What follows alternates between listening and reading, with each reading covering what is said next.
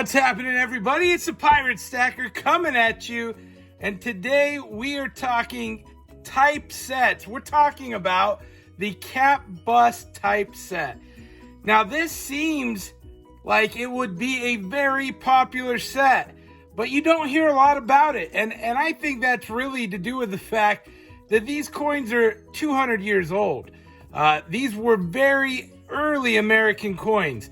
The series started 1807 and it ran through to 1838, which preceded the Ceded Liberty, which you do hear a little more about, right? But the cap bust was earlier than that, and it is a very cool set. Now, there were 4 denominations in that. There was the half dime, the quarter, and the half dollar. There was no dollar coin at that point in time. And I would have to imagine back then, that early on in America's history, a dollar was probably a lot of money back then. And just the fact that this stuff here was actual silver, that probably had something to do with it too. Kind of a very cool sort of fact. Now, this is not 90%. This preceded 90% silver American coins. This one actually happens to be 0.8924, and then the rest is copper. So 0.8924. So it's almost 90%. And let's just get started here at the bottom. One of the neat things about this, we have here, I'm gonna try and keep things clear, which is not working so far. What we've got here, we have a half dime, and these are neat because they literally half-sized the dime, and they just called it a half dime. So it's not a nickel. We didn't have one yet. This is a half 10 cent, and it's tiny, guys. It's really a small coin, but it has that very cool eagle on the back, which I really like. I think it's a real stunner, and some great details on this one. This happens to be an XF40, pretty nice coin. And I want to say this is valued right around 200, but a really nice piece in the set. And, these, again, they're rare. And if you see how small that is, it's no surprise that not a lot of them lasted. So it's one of those things, it's pretty cool. I really like it. I love having a complete set. That feels really good to me. And let's move on to the next one. Next up, we've got the dime. And this one is in 1821. So this is 202 years old. I did buy this raw, and I did send it in for grading. And we're trying to get my camera to zoom here, but this is only a VG10. Now, there's a large date and a small date. This is a large date. And in VG10, it's a little rough. You can see some of the writing and stuff, and that's cool. And on the back, we got a little more meat on the bone. Now, I had bought this, which unknowingly was a same date, large date, but it's a good 6, and not quite as nice as you can see if you compare them with each other. Very cool coins, though, and they're neat to have in your collection. It's just one of those things. You don't see them a lot, and they're not making more. So that's just a fun coin to have. That was our dime back in the day. Very cool. Next up, I have got the quarter.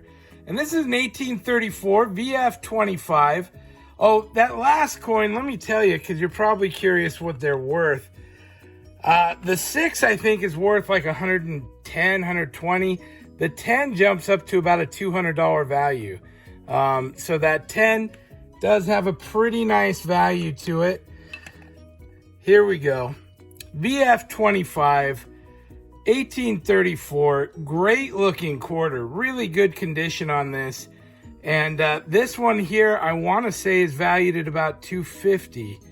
And it's a nice coin. The quarters were quite heavily circulated. You don't find a lot in good shape. Of course, the smaller denominations as well. Now, I did send this one into grade, and of course, it got details. And I was into this one 175 raw. So plus grading, you can see I bit the dust on that. Value-wise, that one would be worth probably less than I paid for it raw, unfortunately. It's those cleaned, plus it does have a ding there, but still great examples of the coin itself. The quarter's very nice. And one other thing about these early ones have edge lettering, and you can't see it. Maybe we can see it on the $50. You can't see it on the coins in the holder, but they didn't do a reeded edge until 1837 and 1838. And that brings us to our $50. Now this is an XF40, 1830, small O. It's got some really nice details to it, but you can't make out the edge lettering. It's just got too much in the way. But this is a great coin. Now I happen to have the same coin, but a year later, XF40 in NGC. And you can see it has a nice patina, nice tone. Lady Liberty's looking pretty tough. It's got the 13 stars, which represent the 13 colonies. And so, I mean, this is an early coin. Really fantastic. And these $50, they've got a nice size to them. You can see it has the 0.50 cent, the really tough eagle back there. And one of the other things you find on a lot of these, and in fact, even if you look at these two, they look slightly different, right? Those eagles look slightly different in look.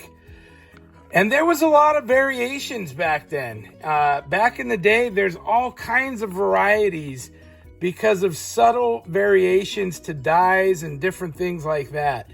And so this is a really neat coin. This values at about 200. This values at about 300. And, you know, they're pretty neat piece of history.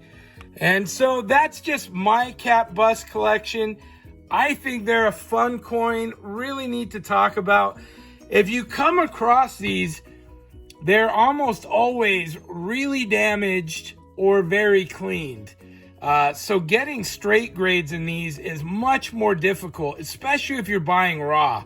So keep that in mind. You know, sometimes it's just nice to have a nice example of the coin. Of course, if you can spend a little better money and get a little better piece, you can get some with some beautiful eye appeal. But to me, the beauty of these coins is just in the history of it. And I am thrilled to have these in my collection, as I don't see them ever going down in value. I think these will always and forever continue to go upward, as the scarcity is just there on them. And again, you don't hear a lot of people talk about them, which is disappointing because they're such a cool coin. And I oftentimes, when I look at something like that, 1821, how many hands did that pass through? How many people paid rent with that? You know, you walked around with one of these dimes in your pocket, you could probably buy a fair bit of stuff in 1821. So I think that's something really cool to remember and look back on. And that's it. I just wanted to share a little piece of my collection with you guys. This is the cap bust typeset. Thank you all for watching. I hope you enjoyed the show. Please like and subscribe. We will be bringing more of this to you. See you next time. Pirate out. Arg.